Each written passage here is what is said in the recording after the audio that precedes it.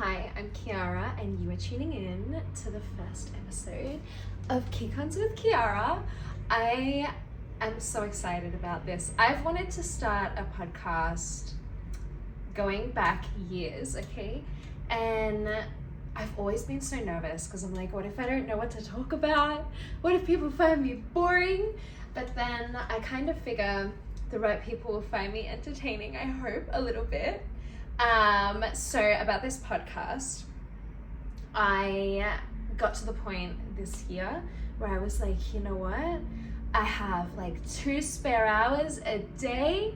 What can I possibly fill my time with? So I'm not sitting still. So this is where the podcast has come from and why I'm finally starting it. I think with the industry, I find a lot of the podcasts can be very similar. No shame, no shade, they just are. And I think for me, I kind of just wanted a space where I could talk about, I guess, my experiences, but not just talk about work, because I find that, as I said, it can get so repetitive. There's only so many ways you can answer certain questions. So I figured I'd just talk about what I found interesting and potentially have people on that I also find interesting, but that is going to be a down the track kind of thing.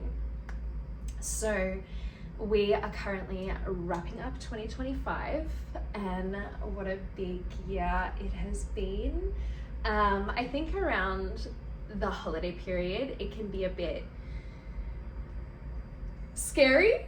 I don't want to use the word scary, but I think that it can. Like, you get to the point at the end of the year where you have Christmas, which is supposed to be this like family celebration, and for a lot of us, we either don't get on with our families, aren't very close with our families, and sometimes we just don't need the drama of a family situation. So for Christmas this year and New Year's, I was like, I am gonna pack up and I'm gonna go overseas with no plan, no nothing, and I'm just going to go to a brand new city and I'm going to figure it out, and just I'm gonna let go with what no longer serves me going into 2026. Like, I really wanted that opportunity to have a fresh start. So the last few months have been a little bit hectic, to say the least. November, I think, was the busiest month of my year by far, by probably the busiest month I've had in years, to be honest with you. I was just at this point where I really wanted to take every opportunity that was presented to me. So I remember last minute being like, you know what, I'm gonna go to Koh Samui for a photo shoot.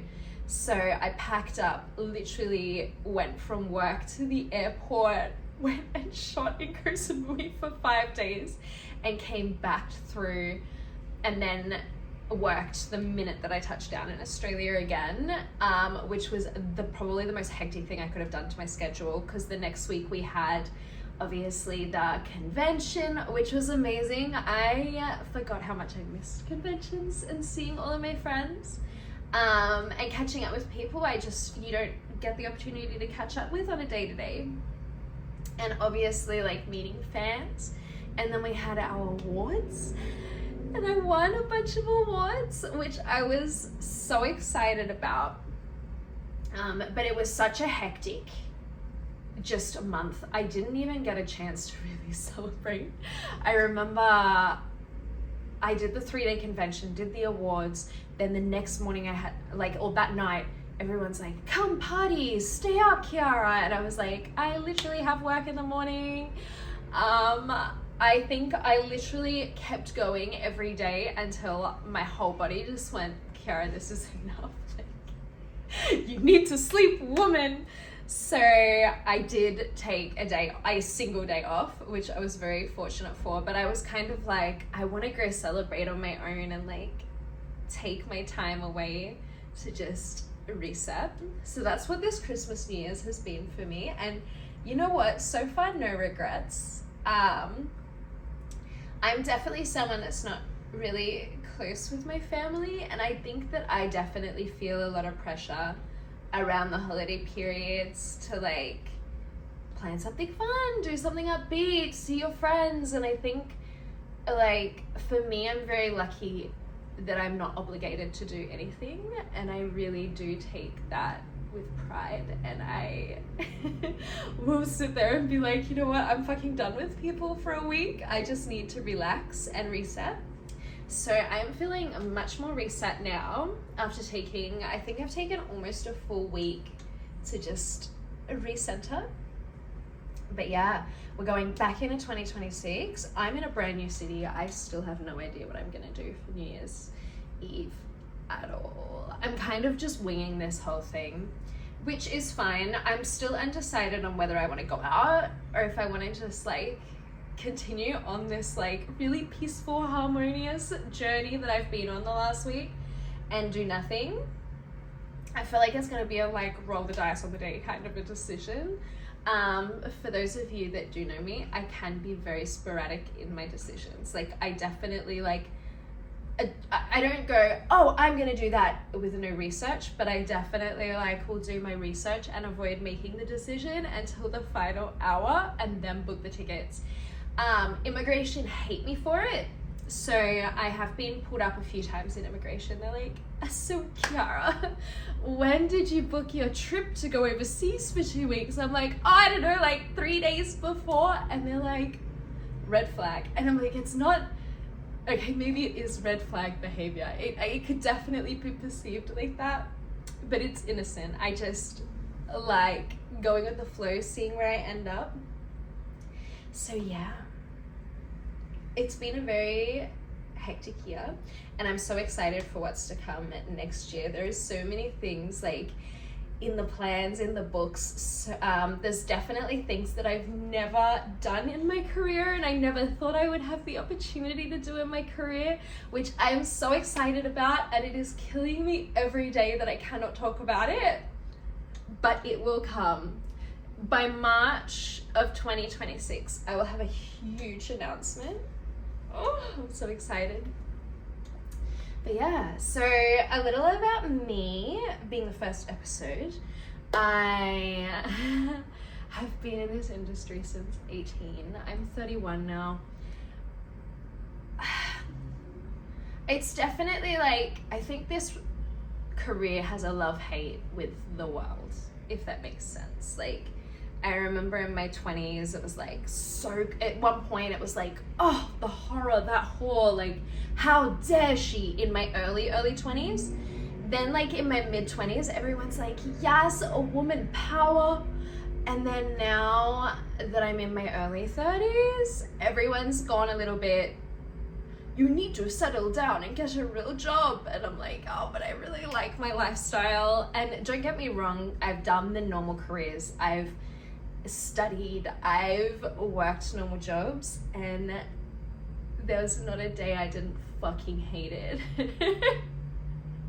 Which is why I keep coming back to this. So I think with my job, it's very misunderstood, and everyone's like, oh, you know, you just go and you fuck, and like you do this and you do that. And I feel like it's so much more than that. Like I get to go out and I get to spend, like, make memories with people and like be a part of people's lives in a way that I get to watch them grow, whether it be over weeks, years, months, years, decades. Like I feel like I created so many amazing friendships in this, and I get so invested in other people's lives. Plus it just gives me such an opportunity to really like learn about things that I wouldn't normally. Like I'm a little bit of a nerd. A little bit. So I will always be learning something about something, but it's never like one category. Like for a while I'll start learning a new language, or I'll start playing chess really heavily, or I'll play pool really heavily, or I will start reading really heavily. Like I definitely go through my phases and topics. Yeah, I definitely go through it. I just feel like knowledge is power. And for me, with this job, it just gives me such an opportunity to learn things that I never normally would. So I take every opportunity as I have it. I am a huge traveler. I never used to be. And then I think I got to 2024 and I went and lived in Phuket for 2 months on a whim after a bad situation. And I just fell in love with traveling and being in like Southeast Asia, and I guess exploring, meeting new people, like having new experiences and new like worlds to conquer. Because for me growing up, and I know this sounds really odd, I was such a shy kid. I was very loner energy. I'm one of those, like, I was an ugly kid that I think got hot. But again, I'm not everyone's type, so that's up to whoever is watching to decide. But I definitely wasn't like the hottest one in the room. And I was like a big nerd. Like my favorite subjects were always science and math. And so now that I'm older, putting myself in those situations where I've got to make new friends and I've got to go out and be social and like explore somewhere new, like I definitely still get that anxiety and that fear, but now I use it to like push myself forward, which can be such a hard thing. I think it's not something that everyone can do, and I think it's a lot harder than what people realize that it is. Like I've had a lot of people and they're like, well, if we had your personality, and I'm like, I'm just the nerdy, awkward kid from school. Like, really? I just got to a point where I stopped apologizing for things that I loved and things that I enjoyed. For example, like parties. You will know if I had any say on a party because there will be a magician there. I am in my 30s and I fucking love magicians so much, and I feel like they should be utilized more often, but they're not. So yeah, that's a little about me. I've been in the industry since, as I said, 18, and I remember I was in a long-term relationship and it was my 18th birthday, and I remember going into this strip club in Rockhampton, of all places in Australia, and I like looked around and I was like, I love this so much. And my partner was less than impressed. And I remember there was this stripper there called Chloe, and Chloe was like trying so hard to talk me out of it. She's like, this isn't what you want to do, like it's a trap, you're gonna get stuck, do not enter the adult industry, do not enter the adult industry. And like up until this point I'd been a pretty good little Christian girl. I was like very entwined in the church for many of my teen years, and this was kind of going on the like out of it. So I like was no longer in school, I was at university, I was in a long-term relationship, and we were kind of, I guess, questioning faith at that point. But yeah, so I didn't end up being a stripper straight away, which, I mean, I'm not here nor there for. I did go back, obviously. I remember when we broke up and I was like, I need a job. And I'm like, they need a bartender at the strip club. So I started working behind the bar, and as I said, like, I was trying actively so hard to hate my job, or like hate this job, like hate the adult industry. And every minute that I spent in there, I just felt more and more in love with it. And I remember getting so drunk on like a Sunday night with one of the girls that I'd made friends with, Sugar. So I started talking to Sugar, and Sugar was one of the like old school dancers. She'd been around the club for a long time. This particular club was a little bit ratchet, and like there was a hierarchy, and she was definitely up the top. She'd been there for almost the longest, I think. And beautiful girl, as long as you were nice to her. And she loved me. So she was like, you have to come out on a Sunday, we're gonna go to the rodeo, like have fun with like me and my friends. So as I said, I'm there, I'm absolutely wasted, and she's like, let me teach you how to do a lap dance. So we're in this pub, this rodeo, and I'm giving my very first lap dance to some poor, well, I don't know if he was a poor guy, some very lucky guy got my first lap dance. And I remember I'm like, give me the phone, I'm gonna call our boss. And she's like, that's such a great idea. I'm like, isn't it? I'm full of great ideas when I'm drunk. So I grabbed her phone, I got on the phone to him, and I'm like, his name was Smurf. I was like, Smurf, I'm gonna strip this Wednesday at the club. And he's like, Kiara, I don't think this is a good idea. And I'm like, I wanna do it. And he's like, listen, you work as a bartender there, you're gonna know everyone, you're gonna know all of the regulars, like maybe it's a better idea for you to go an hour down the street to Gladstone. And I was like, no, I'm set, I wanna do this, like I'm definitely gonna do it. And he goes, okay, we'll see you at Wednesday at like 8 o'clock or whatever it was. And I remember walking in there, and him and the other manager, Rod, because it was like a strip club, nightclub, they were like there, and they were the final, like, what is it, like last bit of defense. And they turned around and they're like, Kiara, like, we don't think this is a great idea, like maybe you shouldn't be doing this. And I was like, I want to do it. And they're like, are you sure? I said, yes, this is what I want to do. And they said, okay. And I danced that first night, and I fucking loved it so much.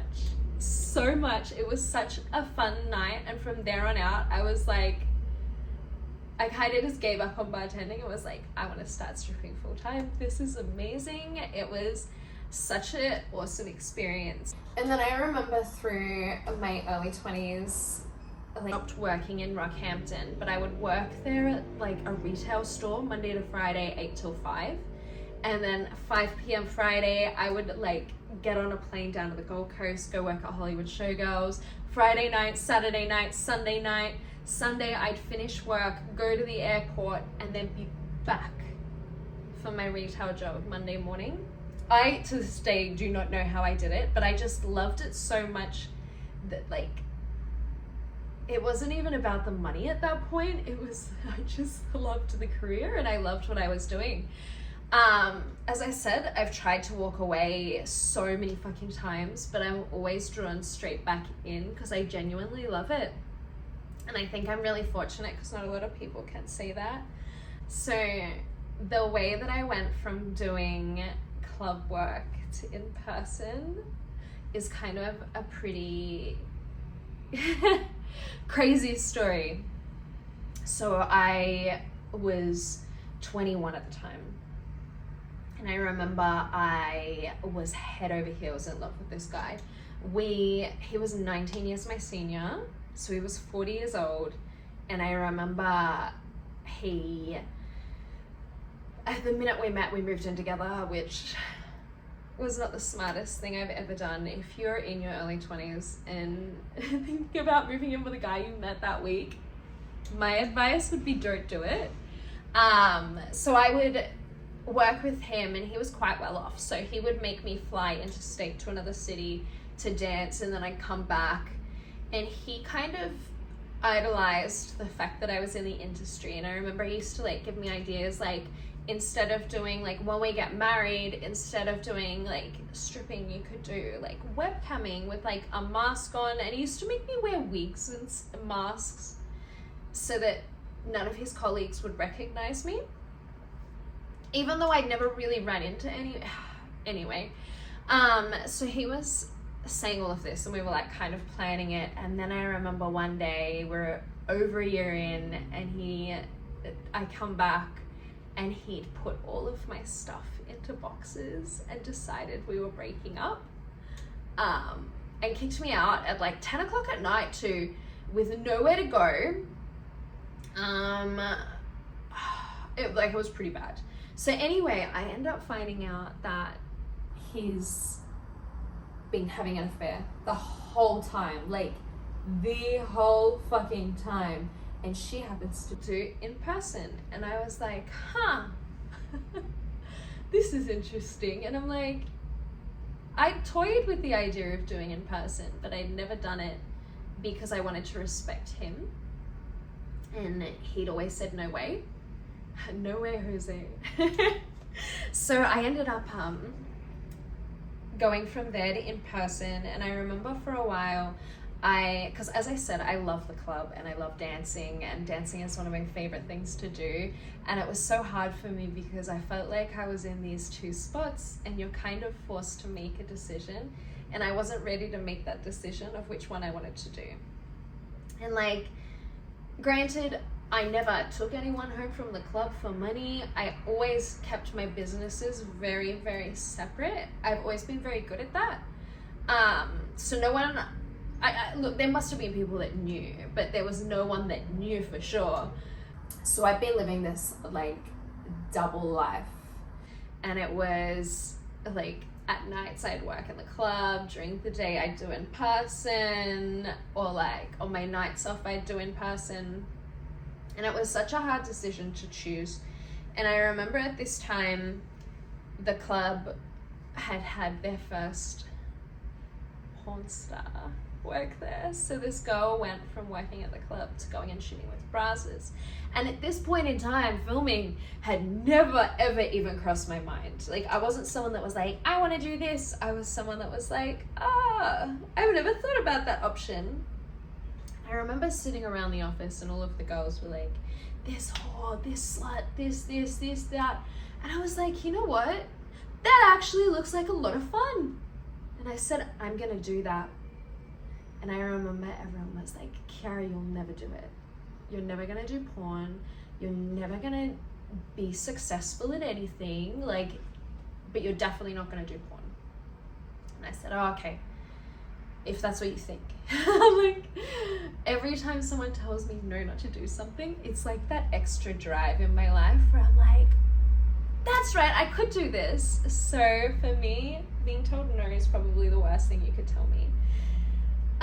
So I looked into it for ages, and I would say this to anyone that's looking at getting into filming, it's not a decision you make on the spot. It is not a decision. Well, my decision was made on the spot. You need to take the time to think about it. Once you've done this, it's not something you can come back from, and it's something you've really got to be passionate about. So I start toying with the idea. I start filming some stuff. I jump on OnlyFans. This was back in 2018 maybe, so a long time ago.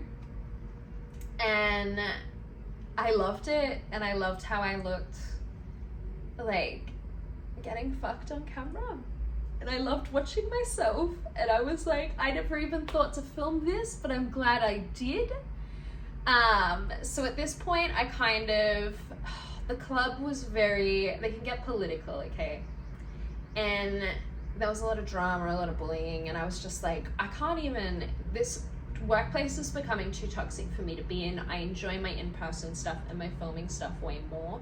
At this point, none of my filming stuff had dropped, but I knew as soon as I started releasing filming stuff, I would have been fired from the club. So I kind of like made a little stealth exit and like got my content like ready to go for when I was ready to launch. So that's how I left the club and ended up in the adult industry. I think there's so many things and so many points in my career that have like changed or altered the direction in which it goes. I would say almost always for the better. So I remember I started meeting people online, and it wasn't very popular in Australia. There weren't many Australians that were doing it. So I connected a lot with some US creators, and by 2019, I was on my way to film in the US for the first time for like major companies. And I was so excited, and I loved it. Like every day on set just brought me so much happiness and warmth and joy. So I kept doing it, and I kept going back and forth to America and back to Australia. And I feel like this is how, like, it's not meant to be like a happy story, like a fairy tale, okay? But for me it was. I just remember I was like, I'm so happy every day. I wake up, I get to shoot this awesome stuff. Obviously, it wasn't all smooth sailing, but for the majority of it, I got really, really lucky. But there were a lot of things that I did which, like, could have got me in a lot of trouble. Like the sneaking into parties. A lot of people are like, what do you... Because when I went to America, I got very, very lucky, as I said. And a lot of people are like, well, what did you do to get as lucky as you did? Like, and for me, because I'd never idolized doing porn or, like, honestly watched that much, I didn't know who anybody was. So I would go and I would just treat everyone the exact same, because I would walk in a room and, like, you could have, like, the biggest producers, directors, and, like, even, like, the talent, and I would have no idea who anyone was in the room. I would just kind of walk in, like, happy to be there, excited to make this art that's going to be on screens. So for me, treating everyone the same, as I said, I loved being there, so I was always there with a good attitude, because it's somewhere that I wanted to be, and, like, was excited to wake up and start my day. And then I would, at night, sneak into parties. And at one point I was getting invited, don't get me wrong, but at the start, when no one knew who I was, I remember trying to, like, sneak into parties, and granted, I don't think I got caught once. I got very lucky. And once I was in a party, as I said, I would just, I try and be a friendly person. I chatted to everybody. I didn't know who anyone was.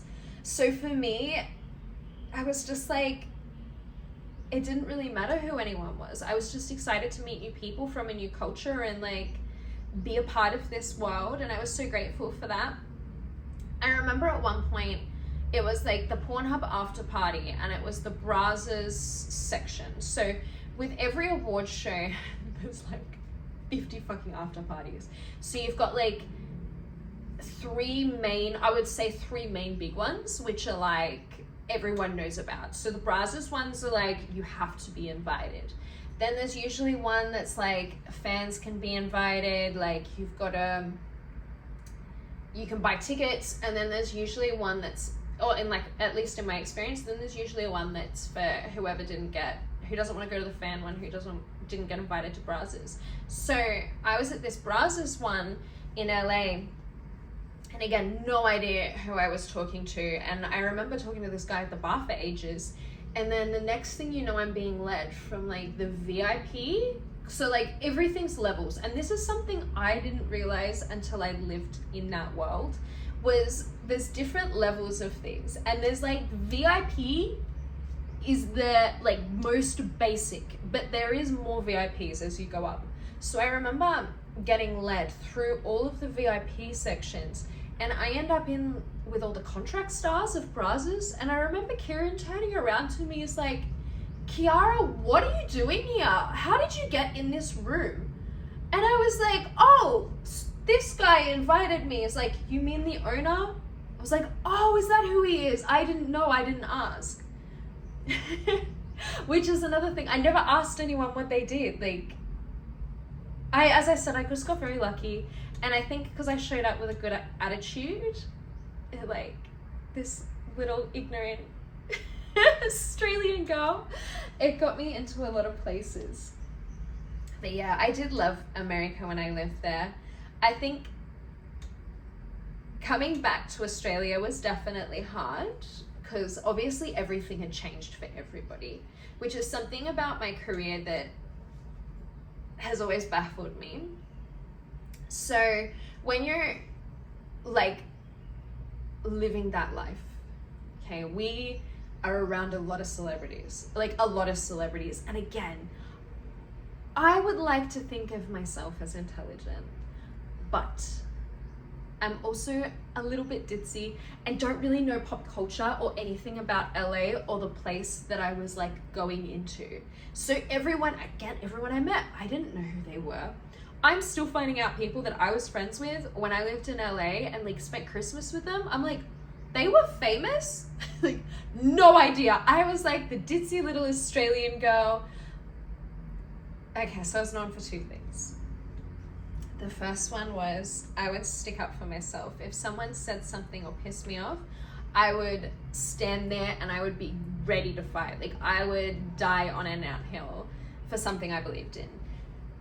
And I got a lot of respect for that, because there was one time where I had to punch a rapper because he was annoying me. And okay, look, I will tell this story at one point in time, but after that, no one really fucked with me in Hollywood. And then the fact that I never asked anyone who they were or what they did, I think they respected, because they were used to people either asking or knowing. And I would just have conversations with them about whatever, like the Cheesecake Factory. If you guys haven't tried the Cheesecake Factory and you go to America, please go to the Cheesecake Factory for me. It is the greatest restaurant of all times. And I know Australia have the Cheesecake Factory, but it's not the same Cheesecake Factory, okay? The Cheesecake Factory has bread baskets and so many options. Just like, it is the superior place to eat, in my opinion, in the world. Again, an anthill I will die on. So yeah, I mean, I was just the ditzy girl. The weird ditzy girl that just would have fun and didn't really care who anyone was. Like, I was just there for a good time, not a long time, was literally how I treated it. But yeah, and when I came back, so when I came back, what I found hard was, when you get to success, everyone around you changes. You always think the person that gets the fame is going to change, and sometimes they do. I have watched people go from 0 to 100 and completely change. But for 90% of the people that I've actually met that are really, really successful in their chosen fields or celebrities, like, generally they don't change. The people around them all change.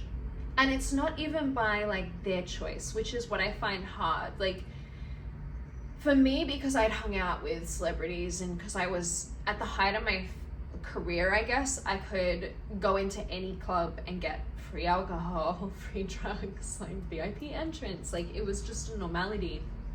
A lot of people in my life used me for that, or got insecure at the fact that they thought that I was going to change as a person. But like, for me, I've never idolized social climbing. I just got lucky. And I think it's because I went in there with a different attitude. So even when I won the award this year, which I really didn't expect so much. So I won Porn Star of the Year in Australia for 2025 and Porn Star Experience Australia for 2024 and 2025. So when I won that award, I did not expect it at all. I did not walk into that venue thinking I was going to win anything. I was like, if I win an award, I'm content. I never thought I would win that award. And I was so grateful and so thankful. But even those around me that had known me changed, like, overnight. And I think that's the thing that people don't expect, is like people's insecurities about how that's going to change you generally change the whole dynamic and situation. Like, I remember for me, when I won this recent award, I hit the ground running. Like, I didn't walk, I ran, and it was like appointment. I was like, I've got to make the most of winning. Everyone wanted to celebrate, so every night people were coming over with alcohol and like trying to party, and then like I'm trying to celebrate with them because they want to celebrate, but then I'm like trying to get all my admin done and like set things up, and it was just like and I barely got the chance to actually celebrate, which is another reason I was like, I'm gonna just take the last 2 weeks of 2025 and start of 2026, and I'm just gonna reset everything and like take the time to be like, oh damn, I did win that, because I haven't had that moment yet, which is hard. And I want to have, but with people changing, and people wanting to celebrate, I think a lot of the celebration were for people that felt like their position was going to change in my life, and they were trying to ground their decision, like, or not their decision, their position. Whereas for me, I'm just like, nothing has changed. Like, I'm still the same person I woke up as and I went to bed as last night. It's the same person. Like, yes, I have a trophy, And I'm appreciative, so appreciative and so thankful. But I'm still the same person. Yeah. So my family are aware, obviously, of what I do, which is another big question that I get is, Kiara, how do your family kind of handle your very public career? And look, granted, like, no one's had huge issues with it. I do have a very Christian side of the family, and they're not, I don't think they're ecstatic about it, but they're also the types of people that kind of put their head in the ground so they can't see around them. Like, they have a son who is gay, and it was always their friend. Like, 10 years into their relationship, their friend. And I'm like, and I think they kind of did the same with my job, was they kind of just put their head in the sand and was like, if we don't think about it, it's not happening. But my immediate family, no big issues. I remember the hardest one was when I decided I was going to do filming. I remember turning around and calling my family and saying, listen, I'm going to do a thing. I don't want you to be okay with it. I don't expect you to be okay with it. I am literally calling you out of respect. And so I gave them a call and said, you know, look, I'm going to be doing movies. And I was like, I don't want you to be okay with it. I don't want you to say anything about it. I just want to have the conversation and know that I'm going about it in the safest way I can. And then I hung up the phone and didn't talk to them for 2 weeks. So they, oh my God, I sound like such a horrible daughter. So they could just come to terms with it. And then everyone's been fine since. I am the oldest of 3, so my younger sisters, one of them despises what I do, and the other one, it's so funny. So the other one's very ignorant about the extent of my work, I think. So I last year did show her a couple of my movies. Not the like explicit parts, okay? We're not from Tasmania, firstly. Or if we're not from Tasmania, we're not from the south either.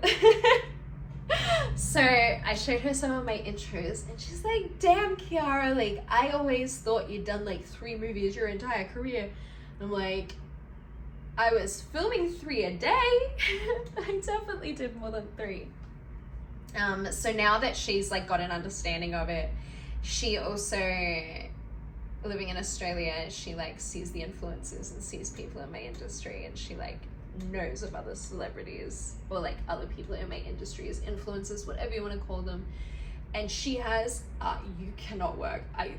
So in the industry, we all get no lists, and we get a list of people that we're allowed to say, I don't want to work with that person. My sister has a group of people that I am not allowed to work with. She's like, you cannot work with these people. And I don't know if it's because she finds them hot or because she hates them. I think it's a mixture of both. But right now, like, I'm gonna respect that list for now. The block button is available if ever I want to go fuck your list. But yeah, outside of that, everyone's pretty chill, which I'm really lucky. I do find it funny. So I do have another family member who is recognizable. It's like, how do you describe it? Recognizable in some circles. Yeah, like, I guess that's how you put it. So he's recognizable in some circles, but he's very like religious circles, whereas I'm like the one that religious people curse out because they've never seen my work. So I gotta giggle out of that I'm not the only famous person. It's interesting because there are a few influencers in my family. Like, one of my sisters, I would class her as an influencer. I definitely would. Like, she's definitely got branding. And then my other sister, the one that's got my yes and no list that I can and can't work with, she is like, you cannot find a photo of her online. She is so private and I can't say that I blame her. But she does find it funny because I guess most people don't really know that we're related, because we don't really post each other like that. And she works in construction, and she was on a work site, and someone was talking about me the other day, and I was like, what did you say? She's like, nothing. I'm like, I would have absolutely been okay with you being like, oh, she looks like such a cunt. Like, at least like have a laugh with it. It's just like, what if they figure out we're related? I'm like, I don't think they're gonna figure it out. And if it is, it's not gonna be by you shitting on me. Like, yeah. So a few years ago, I used to wear a wig, and some of you will know me from my early career where I had the dark wig on. Why I decided to wear it was I really wanted to, one, have less time to style my hair in the morning. Two, I wanted that separation between my personal life and my like work life, I guess. And I needed that separation. But now that I'm older, or like I got to this point where I got older and I was just like, I don't even feel like I need that separation anymore. Like, I am who I am, and I'm fortunate that I can make money filming myself naked as I am. But anyway, I used to do appearances in like country towns, and what I used to do is I'd put a different wig on or take it off, and I'd like go to the town that I was going to go to as a patron and just check it out, so I knew like what I was kind of walking into. And like no one ever picked it, hey, not once. I remember going to this one bar, and I was going with like my friend and her boyfriend, and he was like fly in fly out, and he worked at this pub.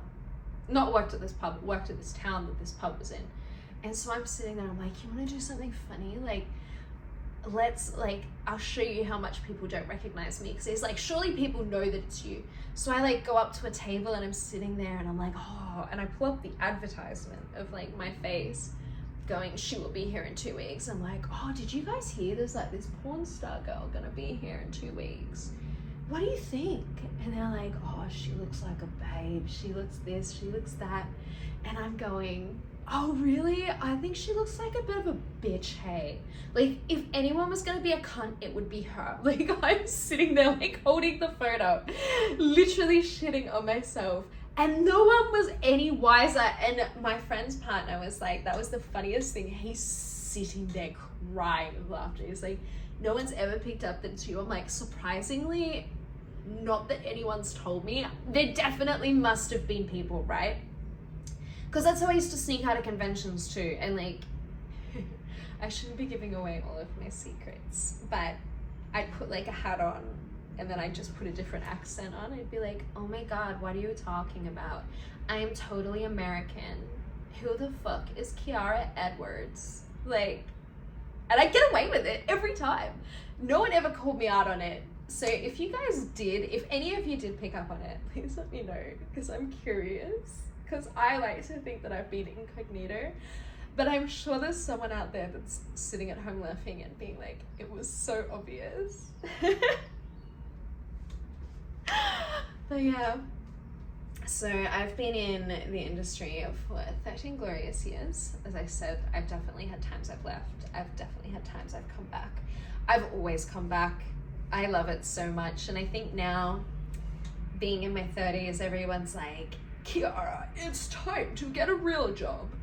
But like, I call my friends at 8 a.m. on a Monday, and they're like, I'm like, how are you going? And they're like, oh, it's 12, we're on our third coffee of the day, like yada yada yada. Kids were annoying, my colleagues pissing me off. And they're like, what are you up to? And I'm like, oh, I might go to like Bali tomorrow. They're like, we hate you, come work with us. And I'm like, it doesn't sound as fun as you guys are trying to make it sound. I really am content with my lifestyle, and I'm really thankful that I get to live this. I definitely think that this industry is not for everybody by any means of the word. I don't think it's for many people, but I think for me, it's very convenient, and I thrive in it, and I love it. And I don't think many people can wake up every day and be happy and thankful to go to work, but I am thankful that I am one of those people. So yeah. I think going forwards with this, I'm definitely gonna do some Q&As. So any questions you have, I will be doing a Q&A soon, because I would love to answer some questions and queries, whether they be industry related, personal, or whatever. Like, let's talk about it. But thank you for everyone that stayed on and listened to me ramble for however long I just rambled. I can't wait to get to know each other a little bit more, and I hope that you guys enjoy future episodes, and hopefully this can tell you a little bit about me and my journey.